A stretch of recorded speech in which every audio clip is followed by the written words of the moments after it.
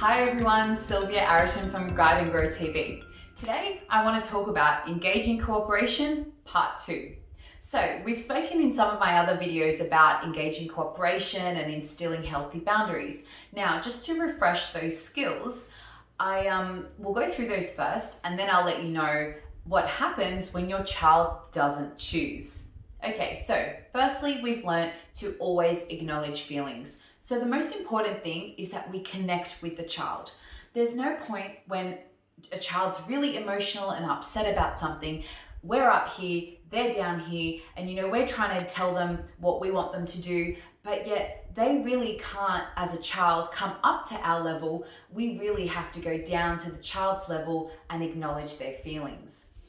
To learn more about that, we've got our big emotions video and the importance of acknowledging. So once we've come down to their level, we can really connect with them, empathize with them, and then we can state our expectations and offer a choice. Now, a lot of the time I have people ask me, well, Sylvia, what if they don't choose? What do we do next? And that's something that I'm going to discuss in this video. So we've done the 3 steps, we've acknowledged their feelings, we've stated our expectations, and we've offered them a choice. And now the child has not chosen. So let's take an example. We are going to go to the park. The child doesn't want to put their shoes on, and we really have to go. And there are going to be some scenarios where you're in a supermarket or your child is having a tantrum and those big emotions are coming out and it's not safe, whether it be in the middle of a supermarket, in the middle of a shopping center, outside in the car park, and they don't want to hold your hand. All of these types of safety situations situations where we really need to help them to engage cooperation. And so, for example, we'll take a supermarket as it's in public, and those are the types of scenarios, or at a park that's really difficult to deal with. So when say for example we're at a supermarket, the child really doesn't want to leave. Let's say a playground, the child really doesn't want to leave. So we've come down to their level.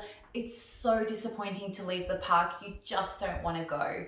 It's time to go home. Are we gonna fly to the car or hop like a bunny, right? So sometimes we play those games. Oh, let's fly to the car or hop like a bunny. The child generally chooses. If they don't and they just say to you, no, I don't want to go, or just no, or they start crying. So what I would do in that scenario is repeat the steps and shorten the choice. It's so upsetting, you just don't want to leave. Flying or hopping? Okay, so at this point, the child is beside themselves and you've tried the skills and they're not working. At that point, it's really about us stepping in and helping them. I can see you're having a really hard time choosing. You choose, or I'm going to choose for you. And also, the choice could be something like walking to the car or I'll carry you. You choose. So sometimes we do have to give them that choice that, hey, if you don't choose, I'm going to have to help you because we really need to leave this scenario. It could be something that's, not safe, or maybe they need to buckle their seatbelt and they really don't want to, but that has to be done before you drive. So in that instance, if you've given the child a choice to walk to the car or I'm going to carry you, and they just don't want to respond to that, then you'll say, I see you've chosen for me to carry you to the car. And then you can pick them up and carry them to the car. Now, the whole point around these boundaries and things is that we're respecting the child. We're offering them a choice. So we're empathizing with them, we're stating our expectations, and then we're offering them a choice. Now, if the choice isn't made, the natural consequence is that you will have to choose for them. And then after that, post-choice, it would be then you're going to have to act for them. And you're respecting them by saying, I'm going to have to pick you up now and carry you to the car. Especially if you're in a supermarket or and things are getting out of hand, it's really hard for them in that moment when they have these big emotions to make decisions like that. So sometimes we do have to step in and help them make those decisions. And then it also shows them that if they don't choose something, then you will have to step in and make that choice for them. And it is, again, respecting the child and their body. You've let them know what's going to happen before just picking them up and whisking them off. So again, if a child doesn't choose on the first time, I would shorten the choice. So again, empathize, shorten the choice, and then the choice is you choose or I'll have to choose for you.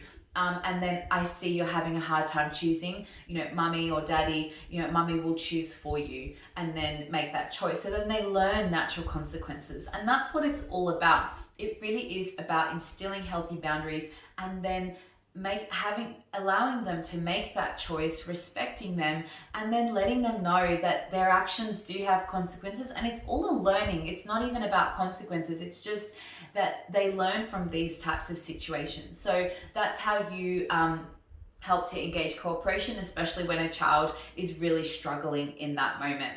Hope that's helped you guys. Until next time, bye.